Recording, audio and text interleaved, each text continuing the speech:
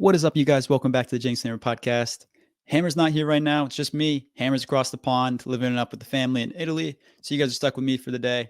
In today's episode, we're going to be answering questions from you guys. We reached out to you on a Reddit community, and we said, hey, what are questions you guys wanted to be answered on the pod?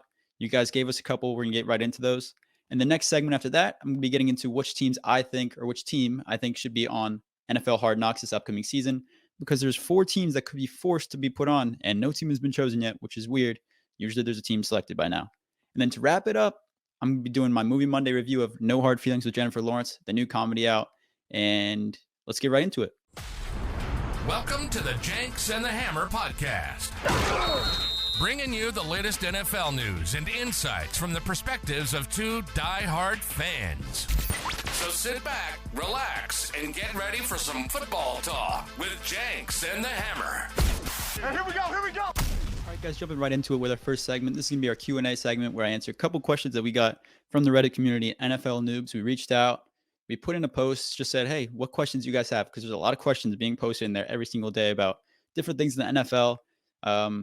Because these are new fans in the NFL, and we wanted to help you guys with questions you had. So we reached out. You guys gave us a couple questions, and we're going to get right into it.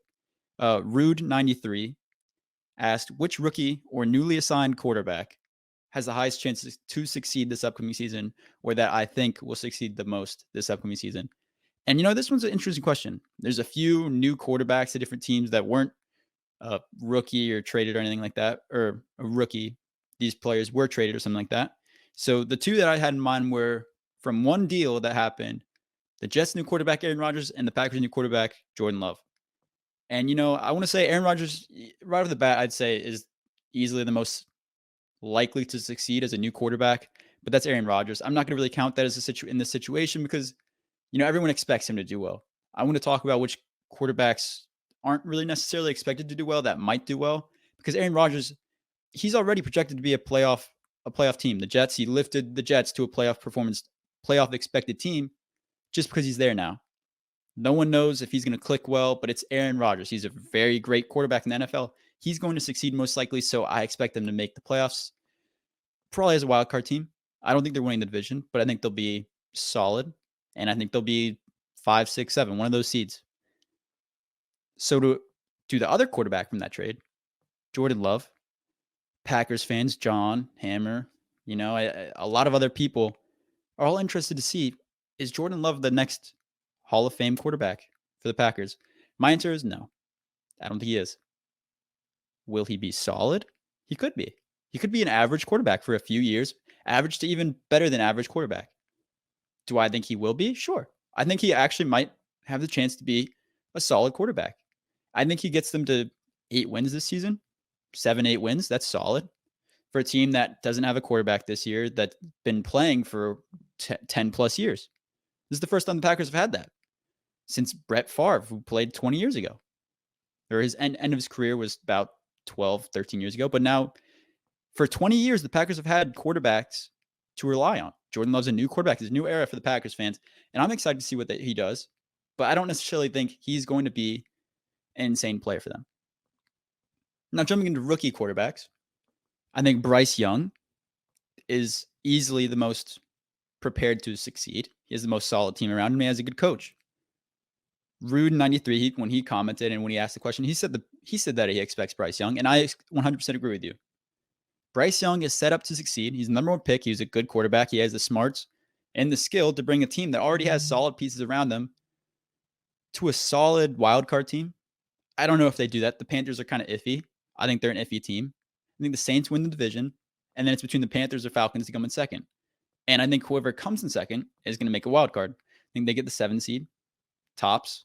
I see that possibly happening because they have the easiest schedules. The NFC South has easy schedules this year, so I could see that happening. But with a guy like Bryce Young, his size is hindering him possibly. We don't know how he's going to perform in the NFL. It's kind of like Drew Brees. He was expected to do poorly because of his size, and no one expected him to do as well as he did in his career. Bryce Young, I'm looking forward to see what he does. Not as a Saints fan. I don't want to see him succeed against the Saints. I think Cam Jordan's going to sack him a few times a game. But in other games, I'm looking forward to it. I'll see how he performs, see how he does. That's an interesting to see. But my pick for the quarterback that's most unexpected to succeed possibly this season, CJ Stroud with the Texans, with DeMeco Ryans as the head coach.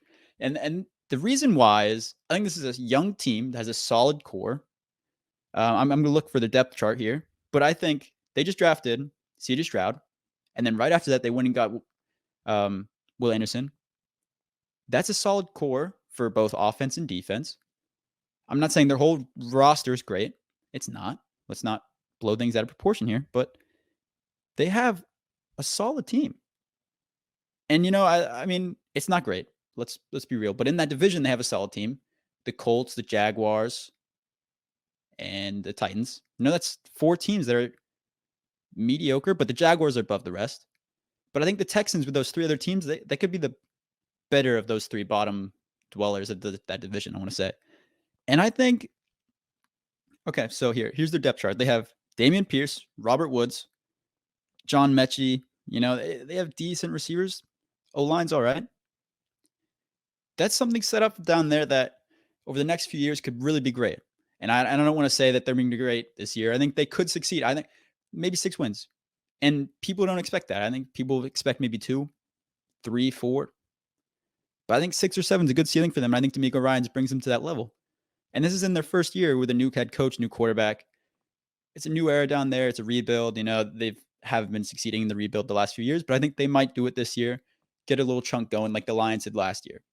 Not as huge as the Lions did, but a chunk to start to a bigger and better season, the next season, the years after that. Then outside of that, the other quarterback that I'm interested in succeeding this upcoming season is Sam Howell with the Commanders. And Ned Stimson, who we had on earlier in another episode, he's going to be interested to hear this because I think Sam Howell has a great roster around him on offense. He has a good trio of receivers. He has good running backs. Solid O-line. And, I think he's set up to at least do pretty well. I really think he is. He showed a little bit of what he could do last season when he came in against the Cowboys for a little bit, and he looked pretty good. He looked pretty damn good, I'm going to be honest. But I think if he's able to continue that this season, they're a sleeper, but the NFC East is, I think, way too tough. I don't think they're going to outperform any of the 3 teams above them. I don't think they're going to outperform the Giants, the Cowboys, or the Eagles. I don't see that happening, but I still think he's going to be solid. But because he's in that division, is kind of set up to not do insanely well. But I think he's going to perform decently for what he's given and what people are expecting. I think he's being underrated right now. So I'm looking forward to what Sam Howell does this upcoming season with the Commanders.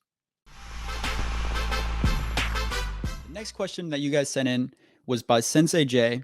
He sent in, he said, what's my favorite player's jersey that I own right now? What vintage jersey would I own if I could? And what colorway would it be and why?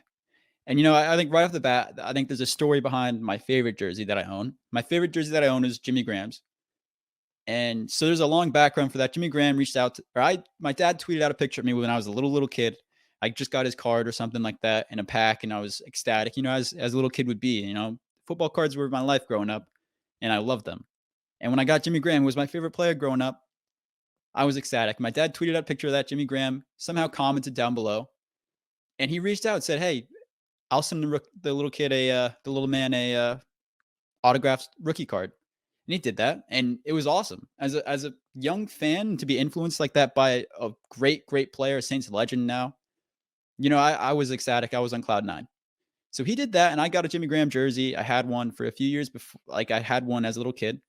And then we went to training camp a few years later, and Jimmy Graham signed that jersey. So that's my favorite jersey that I own because Jimmy Graham's my favorite Saint ever. He's my favorite NFL player ever. And that means a lot to me. That jersey means a lot to me. Nowadays, I had a Drew Brees. I have a couple of Drew Brees jerseys. Those are my favorite, but Drew Brees isn't playing anymore. So I'm going to try to keep this to a current NFL player.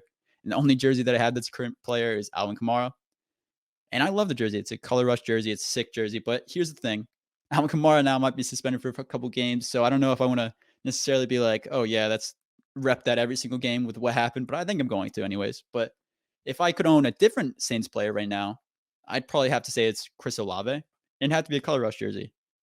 The color rush jersey, the Saints color rush jersey might be one of the top 5 jerseys in the league. It's sick. It looks like a sick jersey every time they play. Everyone's jealous of their jerseys when they wear them. So, yeah, I'd have to say Chris Olave would be my go-to pick if it wasn't Alvin Kamara. As far as vintage players go, I have three guys that pop into mind right away that I would want a jersey of. Jay Rice, Barry Sanders, and Bo Jackson. These three guys, were three respective greats of that era. Jerry Rice is the GOAT. He's literally the GOAT. Like, no one's ever gonna overpass him as the GOAT as wide receiver, I don't think. And his work ethic every single game was something that anyone can look forward to as a receiver. I wasn't a receiver necessarily, I was a cornerback, but anyone can look forward to that work ethic and say, hey, I want to work like Jay Rice. So I'd get his jersey. I'd just probably do a normal 49ers, white with the red letters with the black, or white with the red numbers with the black blocking under it. That's a pretty sick jersey. And then Bo Jackson, I have to do the black and silver. All black with the silver numbers. That's a sick jersey. Bo Jackson was probably one of the meanest and toughest running backs when he was playing, and he looked sick, trucking over guys. But then, injuries kind of hindered his performance a little bit. Then the third guy, Barry Sanders, I love the Honolulu Blue jerseys. I think I'd have to do that with Barry Sanders. I'm not a Lions fan. I'm really not. But if I had to have like a second favorite team or a team that I'm always rooting on in the back of my mind, it had to be the Lions. I would reach out to John Newmeyer anytime they started doing well. I'd text him and be like, hey, look what your team's doing over there. And, the Lions are a great team to witness with Dan Campbell as their head coach, what they're doing over there. It makes the Saints fan happy with they have Alex Anzalone now. They have Dan Campbell. They're getting former Saints over there, and they're doing well, and I like it. So that's really it. If I wanted to pick vintage Saints jerseys, I'd have to say Ricky Jackson, Sam Mills, or Joe Horn. I really think those are the three that I could really go to. People might say, oh, why not like Archie Manning or something like that? I don't know. I was born in 2003. I didn't even know when these guys were playing. I didn't witness any of it. So I think these three guys instantly popped in my mind as like guys that I liked watching highlights of growing up. So Joe Horn, who inspired Michael Thomas's phone call thing, that's a sick guy to have a jersey of. Joe Horn's a sick player and a cool story to grow up, that he wasn't necessarily the best fit for an NFL team. Like, he didn't have the NFL story growing up, and then he just kind of joined the league. And, I think that's a great story for Joe Horn. And I love Joe Horn. And then J.C. Horn is now in the league as the Panthers, and that sucks. Kind of sucked when that happened. I wanted him to be a Saint, honestly. I thought it was going to happen. Would have been a pretty cool story to have his son be on his dad's team. So, yeah, I'd say Joe Horn, Ricky Jackson, Sam Mills, Dome Patrol, one of those three. All right, guys, getting right into the next segment. So this is going to be my Hard Knocks segment, where I say which team I think belongs on Hard Knocks and that I think should be on Hard Knocks, that would be entertaining for NFL fans without it being like terrible for the team, because Hard Knocks is a distraction. It really is. And I think it influences or it impacts teams' success in the season. So, one of the teams that I wish, so there's 4 teams that could be forced to be on Hard Knocks, which are the Saints, Commanders, Jets, and Bears. And, I think 2 of those teams I think shouldn't be on there because it might hinder their performance this upcoming season. And 2 of these teams are great fits. So the Saints and Jets, I wouldn't really want to see on there because, I think they're going to be set up for great success this season, and they're not necessarily in a rebuild. Whereas the Commanders and Bears, these are upcoming young teams that I would love to see on Hard Knocks. And I think it won't necessarily hinder their performance as much as it could the other teams. And I think they could be guys that benefit from this, like that kind of experience. They benefit from that. They're getting publicity, everything like that. And these are young guys where we're getting to see like this rebuild for them. The Bears on the come up. I think Justin Fields could be great for them this year. The Commanders are on the come up. New owner this upcoming season. That's something to look forward to on Hard Knocks. That's a kind of Hard Knocks story. New ownership, new team. What are they doing with this new era without Dan Snyder over the team? So I'm really interested in that. And then one thing I will say as a Saints fan, people ask, hey, would you want your team to be on Hard Knocks? And I say this: if the Saints were on Hard Knocks, I'd be entertained as hell. I would. I would love to see the Saints practice behind the scenes. I'd love to see all of that. But as a Saints fan as well, it's also like I wouldn't want to see that because then I feel like they're going to be distracted and that'll hurt their performance in the season. So I'd say the Saints are a great fit. I really think they are. With Dennis Allen, with Derek Carr, great offense, great defense. I think they could be a great team for Hard Knocks, and so would the Jets. I honestly think the Jets will be put on because they want Aaron Rodgers to be put on there. It's a big team this upcoming season with Aaron Rodgers now, and that's a big publicity thing. So I think they could go with that just because the NFL wants more publicity to them. I could see that more of a money thing, but I really do think the Commanders or Bears are a great fit for Hard Knocks this upcoming season. And so I'm honestly looking forward to when that is announced. Usually it's announced way before June even. So to be about the end of June in a week and still not have a team is a little bit weird because they're almost announcing NFL training camp schedules, everything like that, and we still don't even know who's on Hard Knocks. Hard Knocks? That's wild. So I'm looking forward to that. Let's see who's on there. I want to hear your thoughts. Which team do you guys think should be on Hard Knocks? Put them in the comments down below. All right, guys, wrapping up the day. I think this is going to be a short and sweet episode, but I'm going to get right into it with the movie Monday review.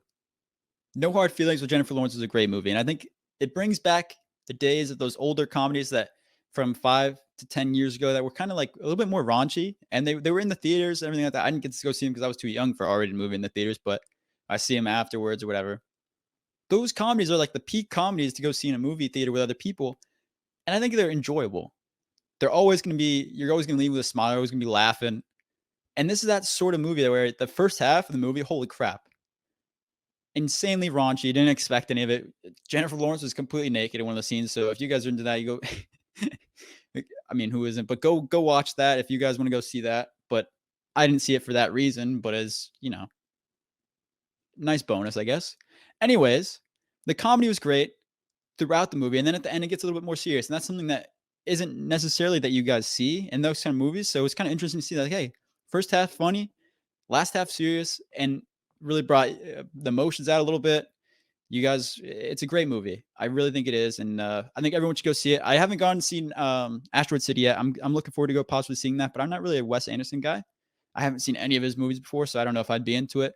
But that's going to be it for this episode. As usual, follow us on Jenks Hammer at Jenks Hammer Pod for all of our social medias, TikTok, Instagram, Twitter. Follow us at Jenks Hammer Pod. Reddit even. We have a Reddit now. We're going to be trying to reach out to you guys on there in different communities. And for our YouTube videos, Jenks and the Hammer, remember to like, comment, and subscribe. And then also, we are available on Spotify and Apple Podcasts at Jenks and the Hammer Podcast. We appreciate all comments, all reviews, any feedback from you guys. We love hearing from you guys. We love interacting with you guys. Just reach out to us, comment down below, give us a like, give us even an email. We have on our socials, I think, in our bios. So reach out to us in any way you feel is possible, and we appreciate it. Have a good night, you guys. Thank you for tuning in to the Jenks and the Hammer podcast. Remember to leave a review and follow all of our social media pages at Jenks Hammer Pod for more content. Until next time, who dat and go Pack Go!